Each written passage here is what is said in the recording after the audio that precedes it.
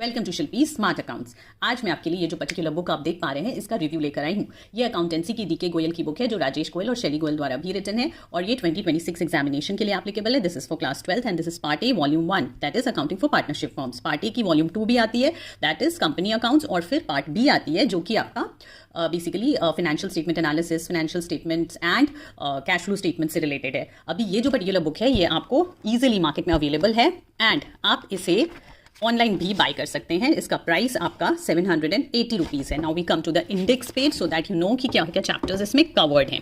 तो इसमें जो चैप्टर्स कवर्ड हैं वो ये सारे हैं, यानी पार्टनरशिप से रिलेटेड सारे चैप्टर्स कवर्ड हैं। तो ये पर्टिकुलर बुक मुझे बहुत पसंद है क्योंकि इस बुक को आप एज अ रेफरेंस बुक या एज अ मेन बुक भी यूज़ कर सकते हैं। In fact as a main book ही यूज़ करें तो ज़्यादा अच्छा है क्योंकि इसमें इनिशियली सारे के सारे कॉन्सेप्ट्स दिए हुए, जैसा कि आप देख पा रहे हैं। ये वाला चैप्टर 1 है fundamentals of a partnership firms और इसमें पहले इन्होंने कॉन्सेप्ट अच्छे से एक्सप्लेन करा हुआ है। ये सारे कॉन्सेप्ट पढ़ने के बाद अगर आप देखें तो आपके इलस्ट्रेशन शुरू हो जाते हैं। जैसे इन्होंने ये इलस्ट्रेशन 1 दिया है, हर इलस्ट्रेशन को इन्होंने स्ट्रिक्टली सीबीएसई के पैटर्न के हिसाब से ही उसके सॉल्यूशंस भी दे रखे हैं।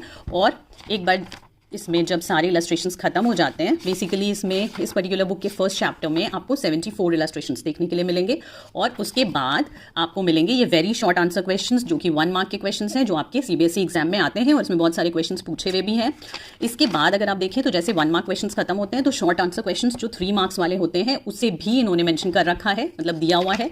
और जब ये खत्म होता है, मतलब बेसिकली 13 क्वेश्चंस हैं वैसे, उसके बाद आपका शुरू होता है प्रैक्टिकल क्वेश्चंस। प्रैक्टिकल क्वेश्चंस आपके यहाँ से स्टार्ट हो जाते हैं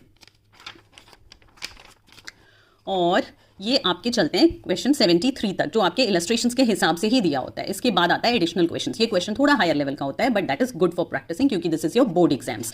अब इसके बाद अगर आप देखें तो यहाँ question based on incomplete information भी है जो strictly as per sample paper issued by CBSE है।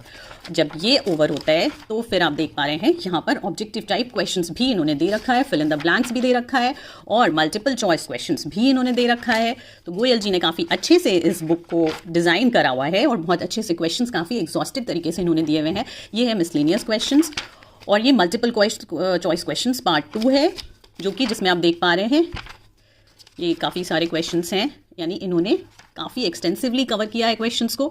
CBSE practice paper 24, CBSE sample paper 25, मतलब जो भी रिसेंट के क्वेश्चंस हैं वो सारे इन्होंने कवर कर रखे हैं।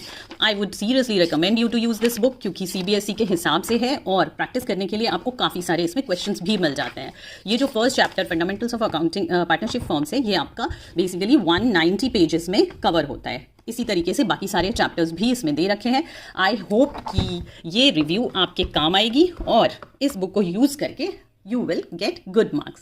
So all the best for your upcoming 12th board exams. Goodbye and